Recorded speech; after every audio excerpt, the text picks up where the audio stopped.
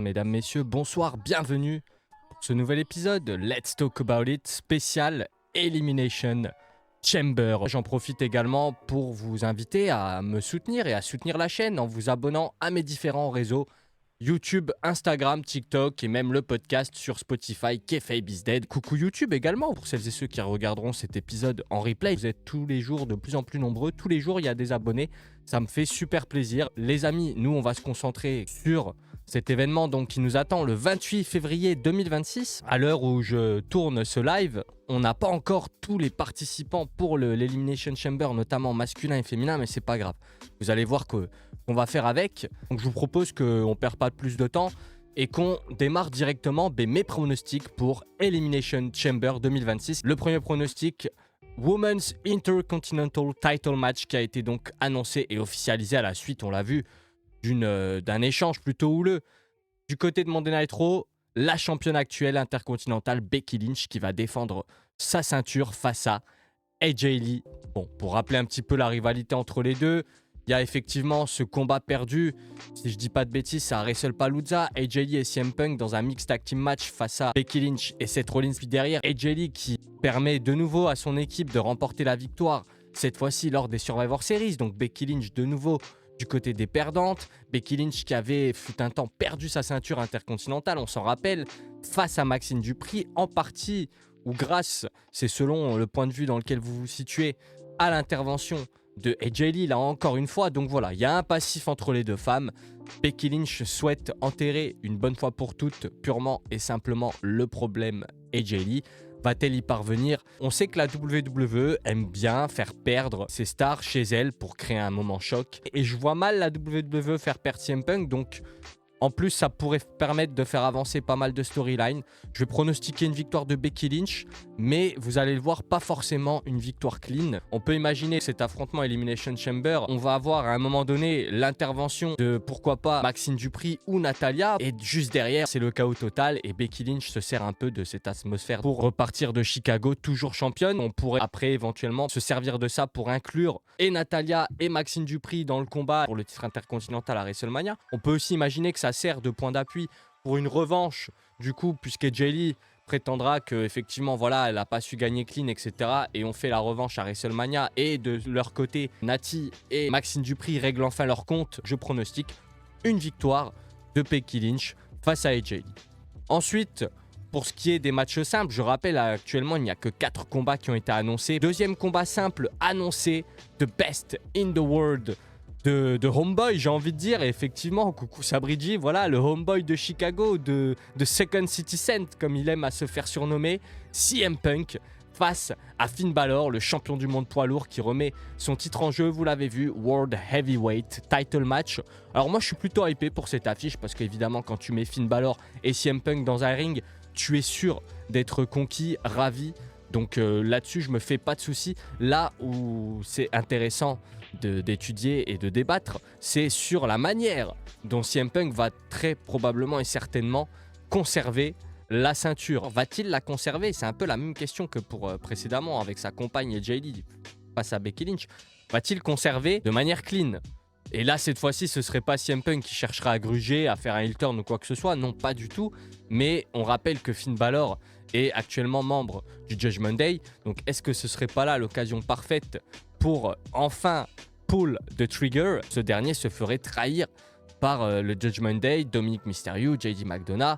Et ça nous mènerait tout droit vers un affrontement Dominic Mysterio, Finn Balor à WrestleMania 42 pour le championnat intercontinental. Parce qu'il est vrai que depuis que Dominic l'a récupéré des mains de Cena au Survivor Series 2025, il ne l'a que très peu, voire pas du tout défendu. N'hésitez pas à me dire de votre côté ce que vous en pensez, enfin voilà.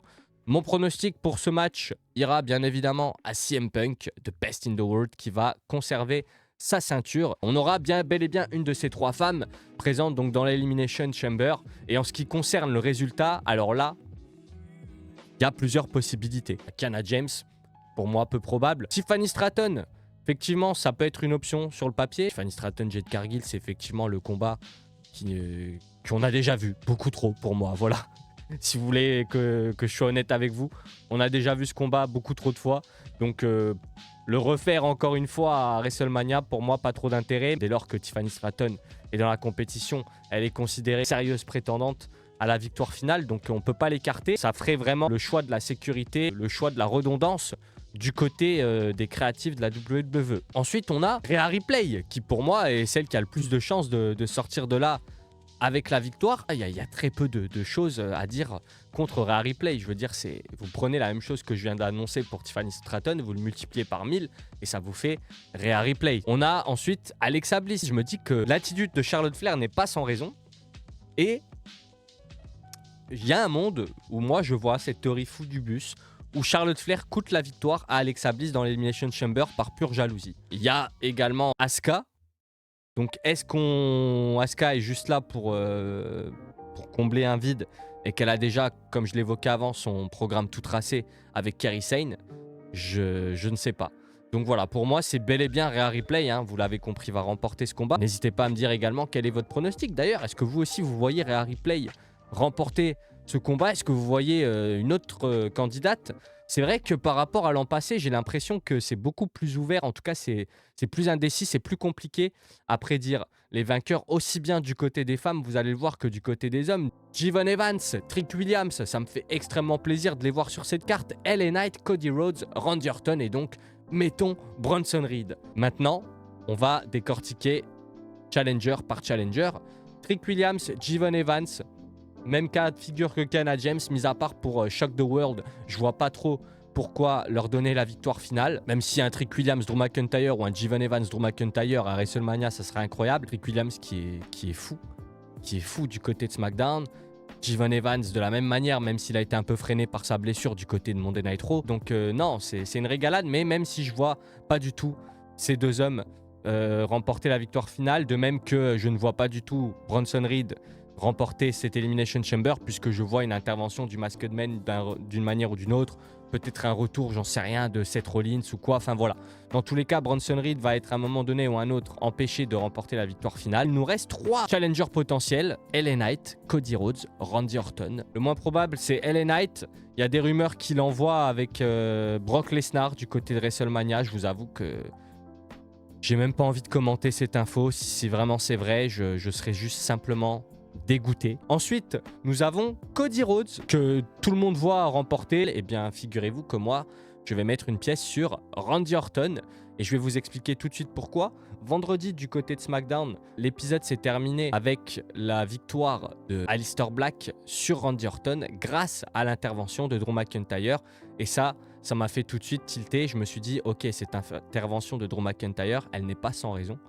Pourquoi donner une victoire à Aleister Black sur un Randy Orton au top de sa shape, même si Aleister Black ne démérite pas du tout, hein, si derrière ça ne sert pas à raconter quelque chose de plus grand que ce à quoi on s'attend. D'une manière ou d'une autre, Randy Orton remporter le Chamber, soit en trahissant Cody Rhodes, soit en se servant d'une intervention, encore une nouvelle fois, de Drew McIntyre. J'imagine le scénario suivant.